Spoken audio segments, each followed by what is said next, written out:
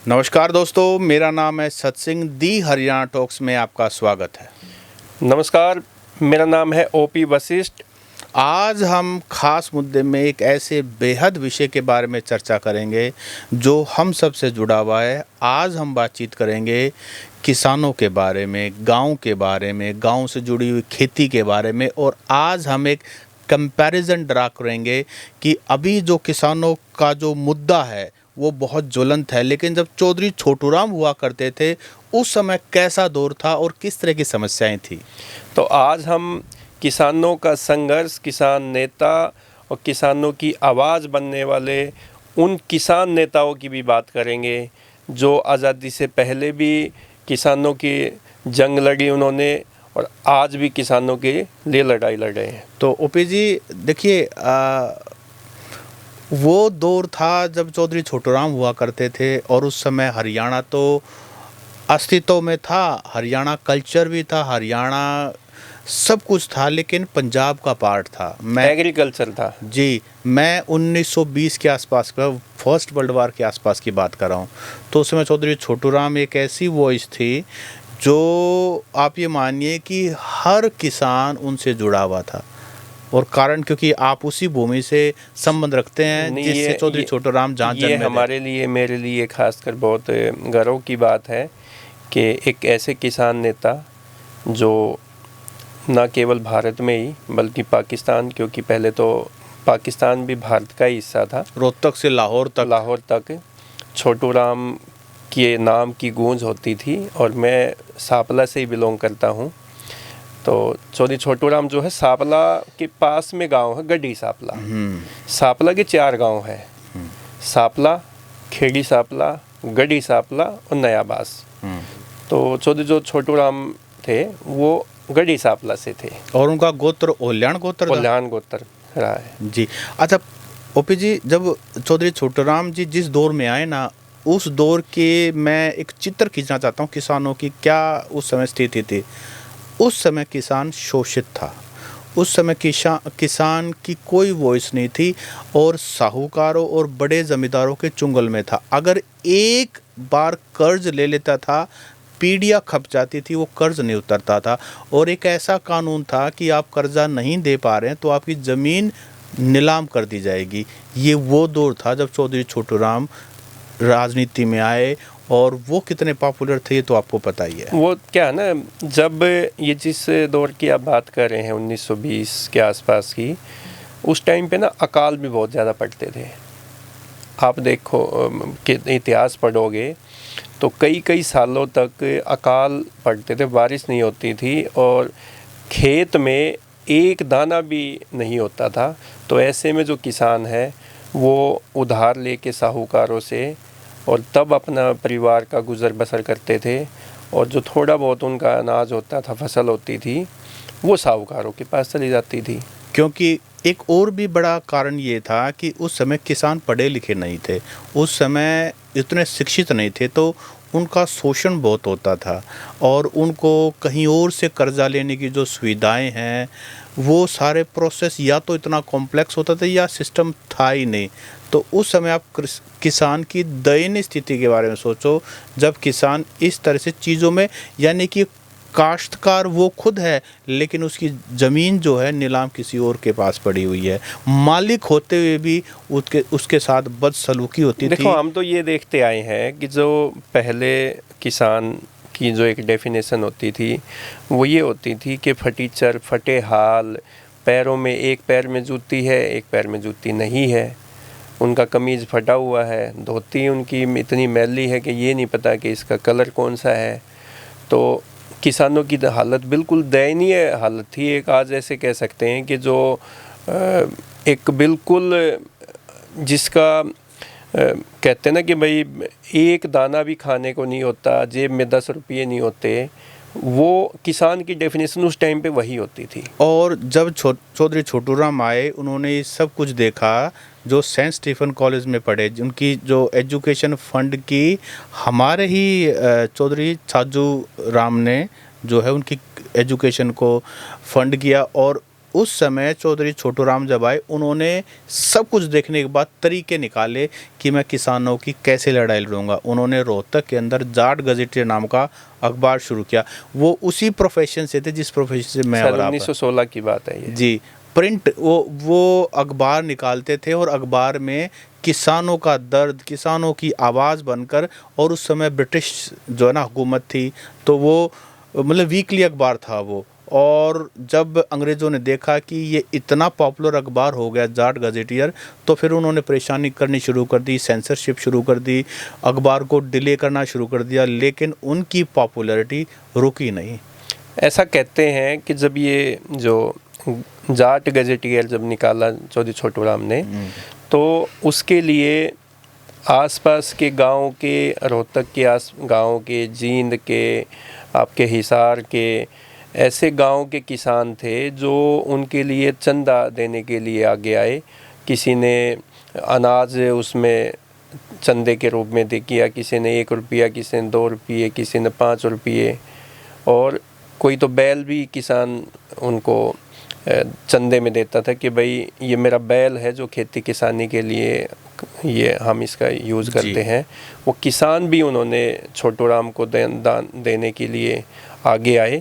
तो ये एक जैसे कहते हैं ना क्रांति थी, और सब लोग जो है जो किसान थे, खासकर गरीब और जो किसान शोषित मजदूर वो लोग उस टाइम पे चौधरी छोटू राम को अपना नेता मान चुके थे, अपना सर्वे सर्वा मान चुके थे। और उनको ये लगता था कि ये जो छोटू राम है यही हमारे को इस शोषण से मुक्ति दिला सकते हैं, और हमारे जो रोज़गार का साधन है, जो हमारी ज़मीनें गिरवी पड़ी है, जो कर्ज हमारे साहूकारों के पास हमने जो कर्ज ले रखा है उससे मुक्ति मिल सकती है। तो उस टाइम पे किसानों ने जो जितना भी उनसे बन पाया वो दान देने का उन्होंने निर्णय लिया। और इसके लिए तो एक अलग से अलख भी जगी थी कि भाई वो चंदा दो जितना भी जिसके उसमें क्षमता के अनुसार।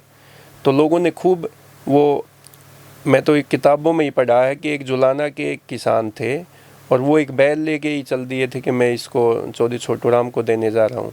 जी, जो बात आप करें ना कि किसान किस तरह से दिल खोल करके आ गए, उनकी किसानों के प्रति जो करुणा थी, उनके दर्द को समझने की, उनकी लड़ाई लड़ने की जो उनकी ताकत, जो किसानों की ताकत बने, किसानों के दर्द को अपने अखबार जाट गजेटियर में जिस तरह से वो लिखते थे, और वो किसानों के अंदर इतनी हमदर्दी जगी चौधरी छोटू राम के बारे में, उनको दीन बंधु यानी कि गरीबों का मसीहा, इसीलिए उनको नाम दिया गया।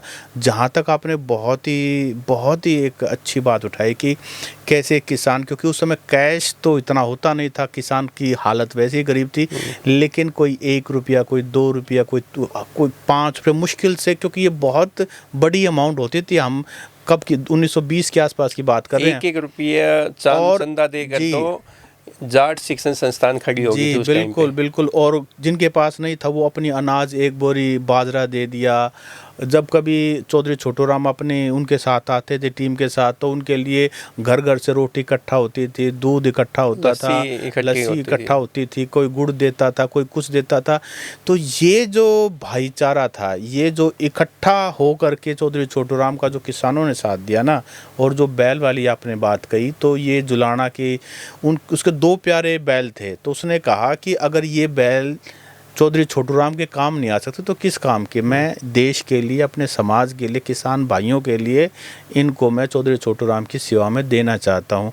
तो ये हमारे उस समय के किसानों की भावना, आप ये सोच के देखो, आज ज़माना बदल चुका है। लेकिन ये जब जो जिस दौर की आप बात कर रहे हैं उस टाइम पे लोग शोषित थे और उनका शोषण जो है वो बहुत ज़्यादा होता था, बहुत बड़े लेवल पे होता था। उनके पास खाने को अनाज नहीं होता था, किसान होते हुए उनके पास अनाज के लिए वो मोहताज होते थे।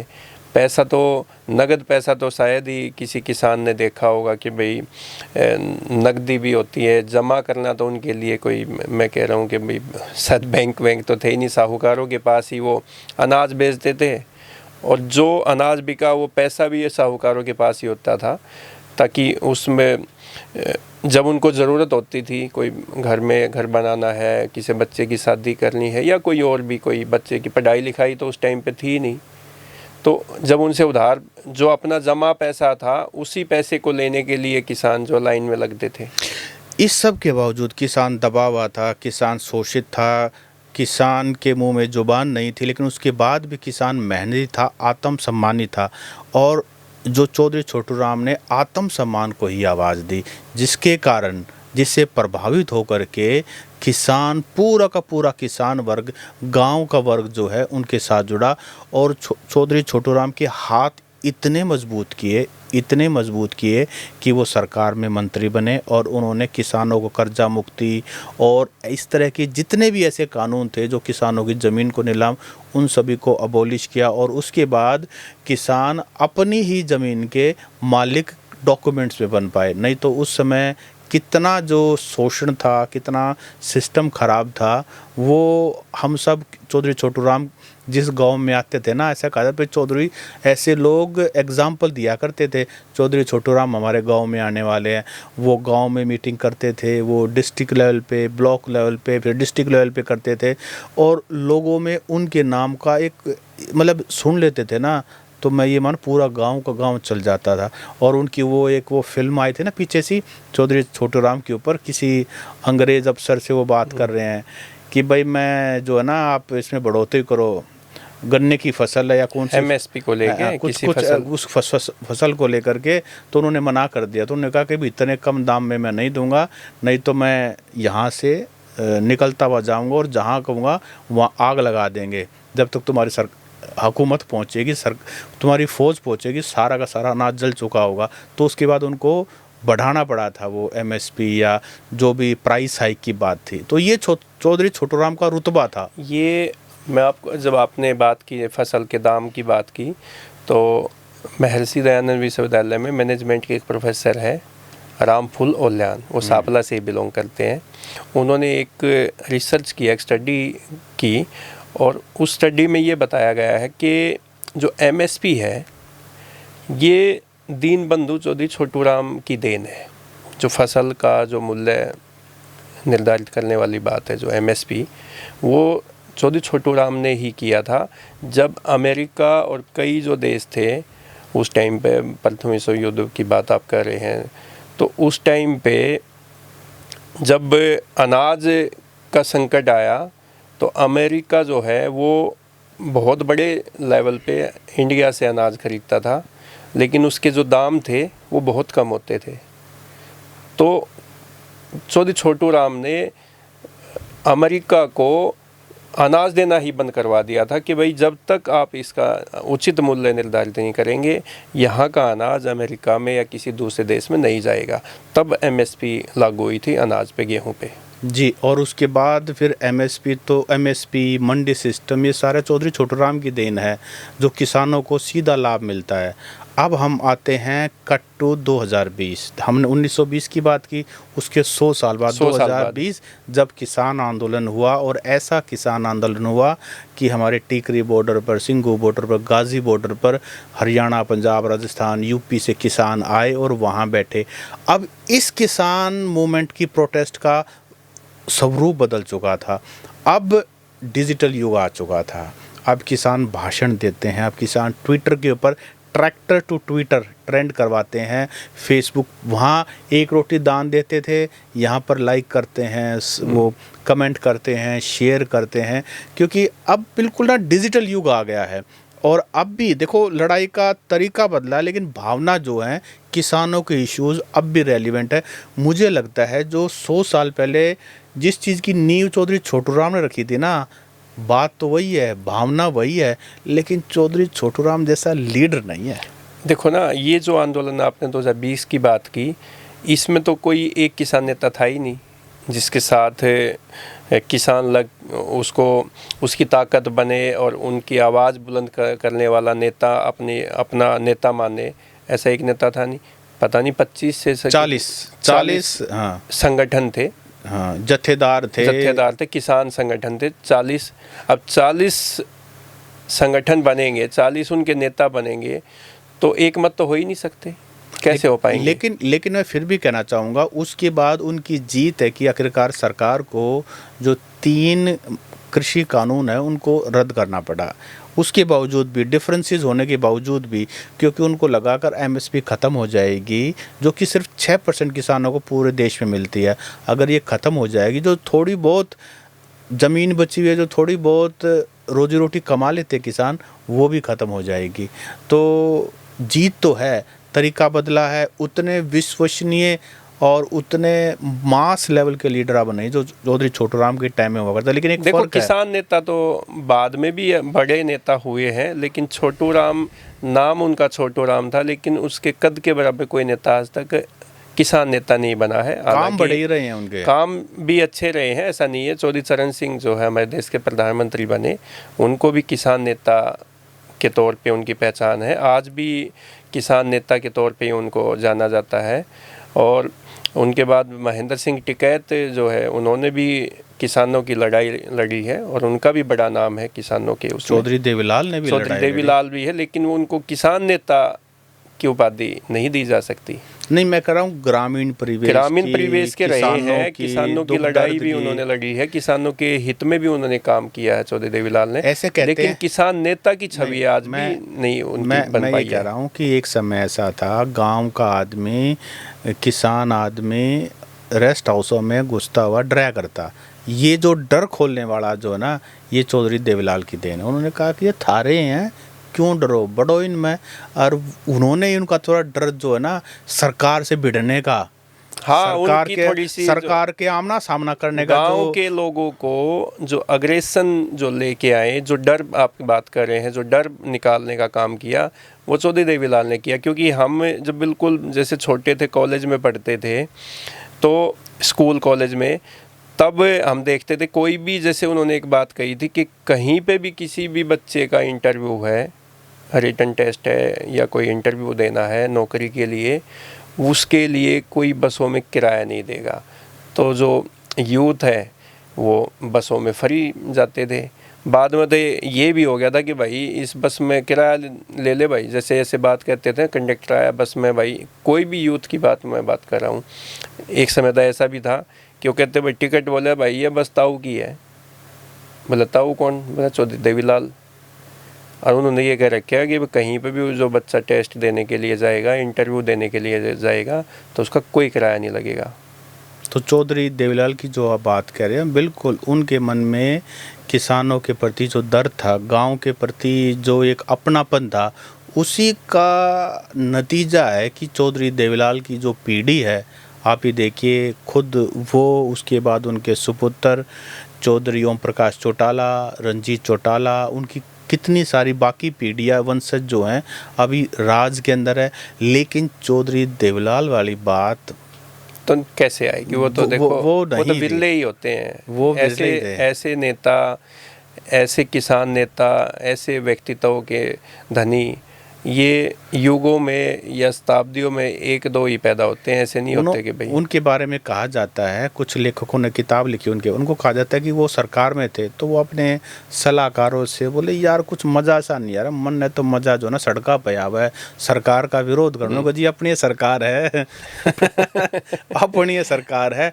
और उनकी जो कितनी बड़ी एक बात थी कि जी जो आपने एक वादा किया है कि 100 रुपये पेंशन जो है बुजुर्गों की हो जाएगी, उन्होंने कहा इसमें दिक्कत क्या है, जो आज 3,000 से ज़्यादा हो चुकी है, कि भाई मैं मुख्यमंत्री बनूंगा और मैं तम उसमें कानून बनाई यार, मैं इस पर साइन कर दूंगा देवीलाल। फिर देखा कौन रोक कर देखा होगा, और उन्होंने वो सच करके दिखा दिया। 100 रुपये पेंशन उस दौर में उन्होंने शुरू की, और बुज़ुर्गों ने जो आशीर्वाद दिया चौधरी ताऊ देवीलाल को, देखो। लेकिन आज तो किसानों के नाम पे, किसान नेता बनने के नाम पे, किसानों का वोट बैंक हासिल करने के लिए, किसानों को अपनी ताकत बनाने के लिए राजनीति हो रही है। देखो पता है क्या, चौधरी देवीलाल जी की जो पकड़ थी ना, चौधरी छोटूराम से शुरू कर, चौधरी छोटूराम जी की जो पकड़ थी ना, वो बिल्कुल सच्चे हितैषी थे किसानों के लिए। उस टाइम पे सत्सिंह जी दो बात है, उस टाइम पे एक तो हम गुलाम थे, देश अंग्रेज़ों का हम शोषण झेल रहे थे, एक किसानों के पास दूसरा ऊपर से साहूकार जो है वो उनको कर्ज के नीचे दबाए बैठे थे। आज तो हम आज़ाद हैं। किसने कहा आज़ाद है? क्या आज कर्जवान नहीं है किसान? कर्जवान है तो, लेकिन किसान आज जो अच्छे पढ़े लिखे तकनीकी के साथ किसानी, आधुनिक तकनीक के साथ किसानी, खेती किसानी करते हैं, तो आज किसान संपन्न भी है। ऐसा नहीं संपन्न है, लेकिन कितना % है? चाहे वो किसानी से हो या किसी और प्रोफेशन से हो, आज किसान जो है वो, देखो फर्क हम ये नहीं कह सकते कि उस टाइम का किसान और आज का किसान दिन रात का फर्क है। मैं ये कहना चाहता हूँ कि चौधरी छोटू राम का जो एरा था ना, वो आसान नहीं था। देश अंग्रेजों के गुलाम होने के बावजूद भी उन्होंने जो करके दिखाया ना, वो आसान नहीं। आज तो देश आज़ाद है, तभी तो लोग आज तो साथ पढ़ाई भी थे ना। लिखाई देखो, है, लोग आज जागरूकता है, आज संपन्नता है, आज किसानों के बच्चे बड़े बड़े अफसर बने हुए हैं, बड़े बिजनेसमैन हैं, सारी बातें हैं। वो पीछे जब किसान आंदोलन हुआ तो ये नहीं कहते कि ये भाई कौन से किसान हैं जो मर्सिडीज गाड़ी लेके आ रहे हैं, थार में आते हैं, स्कॉर्पियो में आते हैं, किशमिश खाते हैं, पिज़्ज़ा बना रहे हैं। तो ये कहा नहीं था। ट्विटर चलाते हैं, इंस्टाग्राम चलाते हैं, फेसबुक चलाते हैं। नहीं, लग्जरी गाड़ियों में आते हैं वहाँ पे, और ब्रांडेड कपड़े जूते पहन के आते हैं। तो वो किसान, तो जो मैंने आपको बात की ना कि वो किसान की परिभाषा बदल चुकी है। पहले किसान कौन होता था? फटीचर, कपड़े फटे हुए हैं, जूते चप्पल नहीं है, एक पैर में है एक में नहीं है। आज ब्रांडेड कपड़े पहन के किसानी भी करते हैं। तो ये दौर बदला ना। मैं ये कह रहा हूँ, तो इसलिए जो प्रोग्रेसिव फार्मर की आप बात कर रहे हैं, वो प्रोग्रेसिव फार्मर हैं, लेकिन ऐसे एग्जाम्पल कम है। ओवरऑल किसान MSP के लिए लड़ाई आज भी लड़ रहा है। आप ये देखिए 2020 का जो पूरा 13 महीने का किसान आंदोलन था, मेजरली MSP के ऊपर था। लेकिन MSP की बात करता कौन है? देखो, आप एक मोटा साहब देखिए, जब भी कोई आंदोलन हुआ है तो MSP की बात कौन करेगा? पंजाब का किसान करेगा। MSP की बात कौन करेगा? हरियाणा का किसान करेगा। राजस्थान का भी कुछ इलाके का किसान जो है वो बात करेगा। बाकी देश में कभी इतने बड़े आपने देखे आंदोलन जो यहाँ पे हुआ? नहीं, मैंने क्या कहा, तो अगर जिनको MSP मिलता है, आंदोलन तो वही करेंगे ना। फ़र्क किनको पड़ रहा है? अगर MSP आज हट जाए, 6% जो किसान हैं उनको छोड़ के बाकी जो हैं उनको कोई असर नहीं पड़ेगा, डायरेक्टली असर नहीं पड़ेगा। वो अलग बात है कि शोषण जो है ना, मामला सिर्फ MSP का नहीं, मामला ज़मीनों पर नज़र है। बड़े बड़े जो कॉरपोरेट घराने हैं वो किसान की ज़मीन हथियाना चाहते हैं। बिल्डर तो बाद में आएंगे, पहले कॉरपोरेट उसको कब्जा करेंगे, फिर बिल्डर आएंगे, फिर और सिस्टम बनेगा। फिर मतलब मैं कह रहा हूँ कि बहुत कुछ ऑलरेडी निशाने पर है।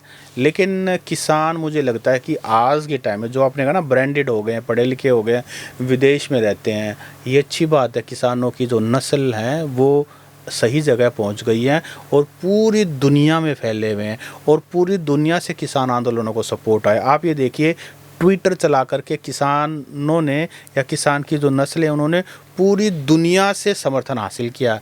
ऐसी नहीं सरकार जो की, ऐसी जब तो कहते हैं प्रधानमंत्री नरेंद्र मोदी, आप समय के साथ कदम ताल करना ही पड़ेगी। कदम ताल करोगे तो आगे बढ़ोगे, कदम ताल नहीं करोगे तो आप पीछे रह जाओगे, काफ़ी पीछे रह जाओ। तो किसानों के बच्चों ने भी यही किया, अच्छी एजुकेशन ली, अच्छी जॉब ली, जॉब मिली तो ठीक, नहीं तो अपना खुद का बिजनेस खड़ा किया।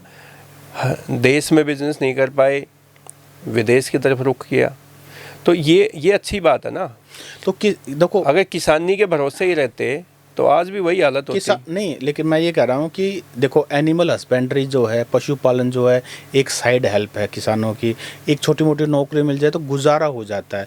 लेकिन इसका एक दुखद पहलू भी है। आज का जो युवा है वो डिस्कनेक्ट हो चुका है एग्रीकल्चर से, क्योंकि रेमुनरेटिव नहीं है, प्राइसेस इतने, इनपुट कॉस्ट इतना ज़्यादा हैवी हो चुका है कि आउटपुट कॉस्ट या तो कर्जे में होता है 1 साल मेहनत करके, या फिर उसको सिर्फ इतना मिलता है कि उसका खर्चा निकल जाए।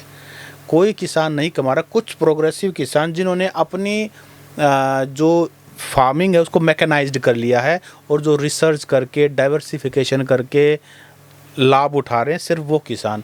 ये हमारे किसान भाइयों के लिए भी है कि वो डाइवर्सिफाई करें, मैकेनाइज्ड करें, जो अच्छे लिविंग एग्जाम्पल्स हैं उनके पास जाके रिसर्च करें, तभी खेती संभव है।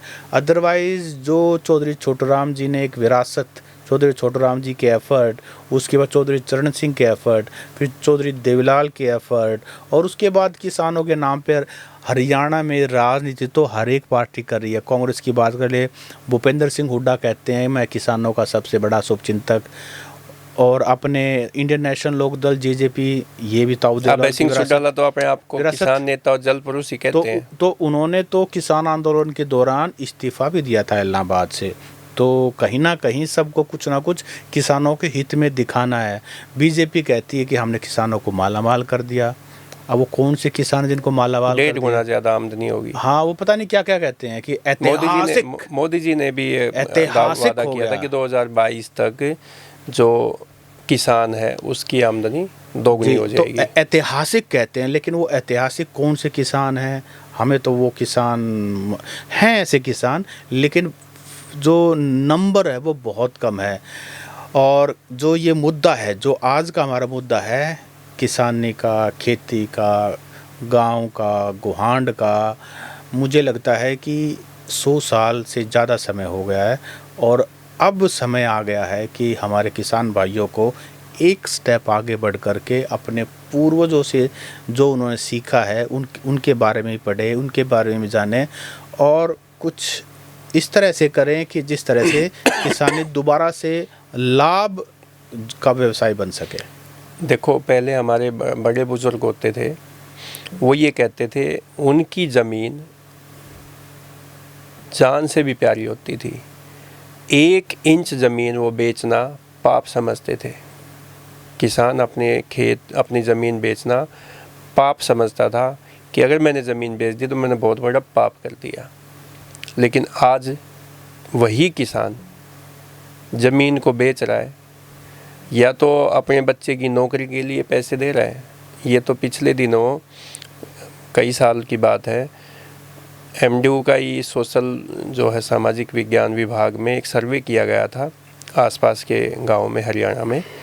तो वहाँ के लोगों ने ये कहा कि भाई हम तो अपने बच्चे को सरकारी नौकरी लगवाना चाहते हैं, चाहे वो सिपाही लग जाए या चपड़ासी लग जाए, उसके लिए हम अपनी ज़मीन भी बेच देते हैं।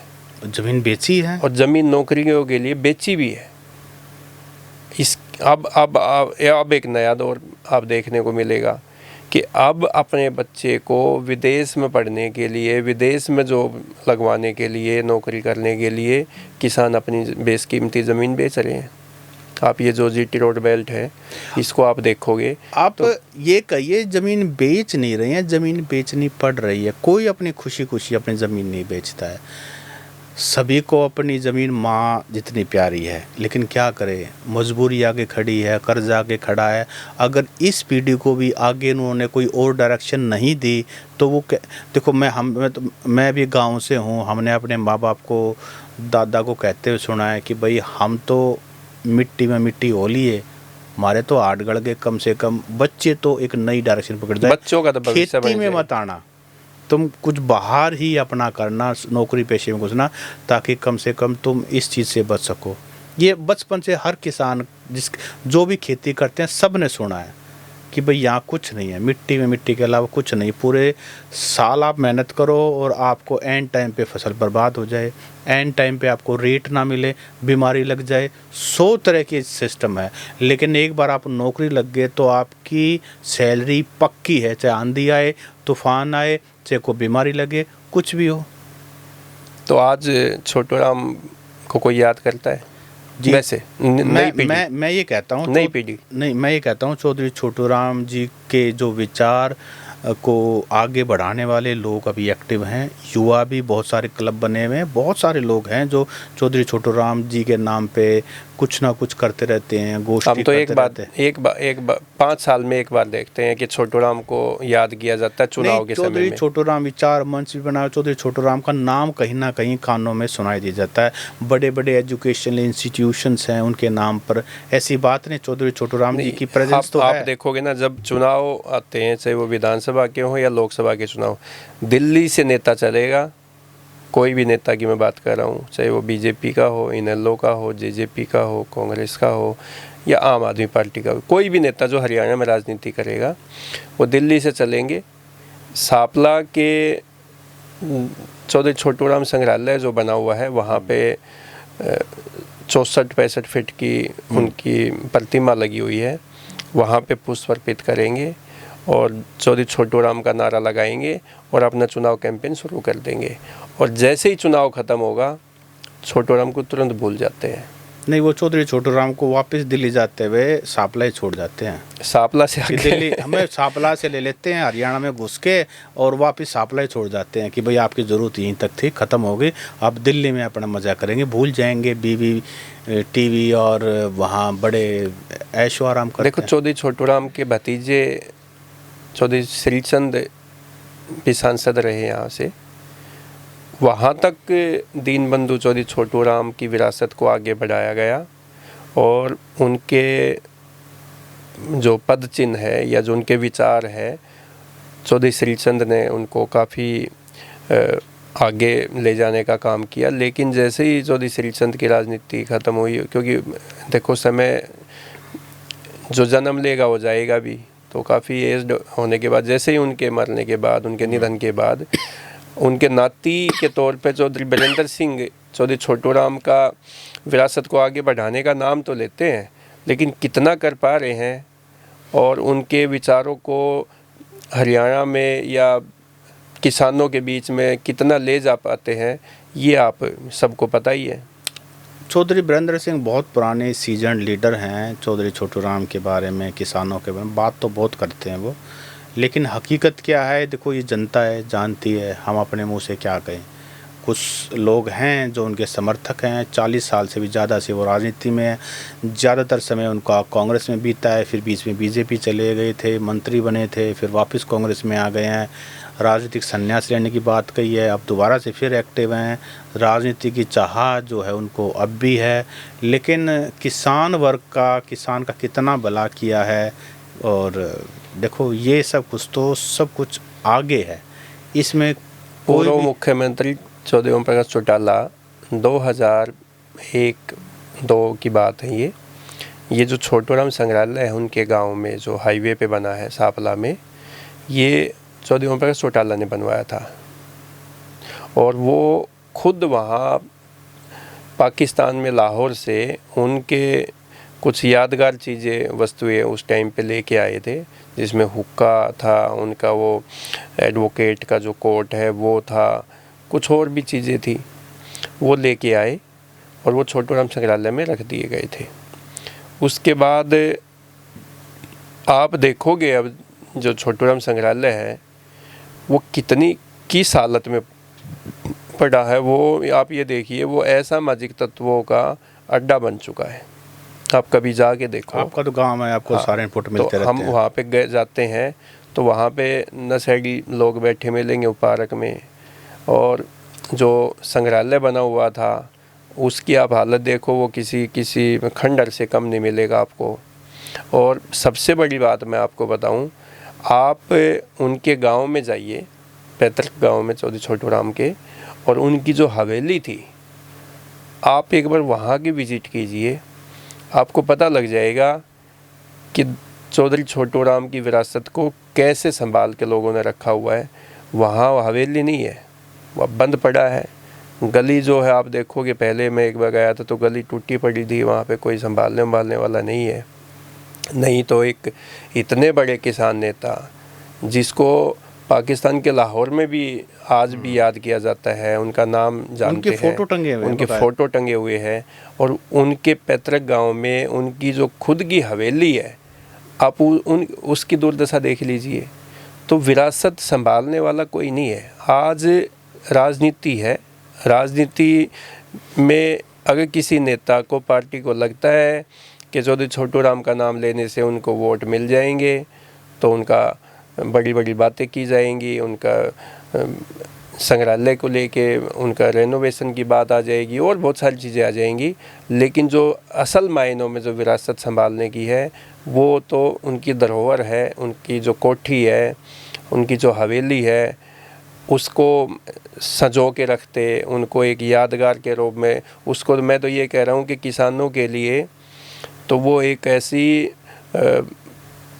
ऐसी संग्रहालय बनना चाहिए कि लोग दूर दूर दूर तक उसको ना देखने आए, उनकी हवेली को देखने आए कि यहाँ से यहाँ पे उनका जन्म हुआ, यहीं पे रहे, यहीं पे बड़े हुए, बाल्यावस्था उनकी यहीं पे रही, लेकिन कोई नहीं, जी। आप जा नहीं सकते। तो दोस्तों, आज हमने पिछले 100 साल में चौधरी छोटूराम से लेकर के चौधरी चरण सिंह को भी टच किया, चौधरी देवलाल को भी टच किया।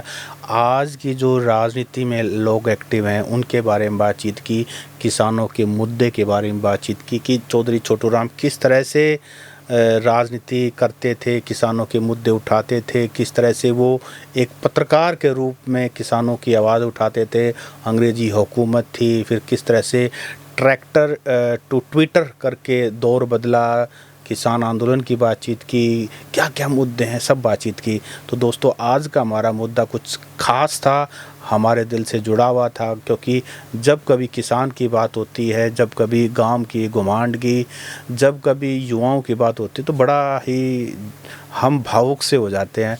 आज का मुद्दा आपको कैसा लगा, ये आप हमें कमेंट करके ज़रूर बताएं। नमस्कार।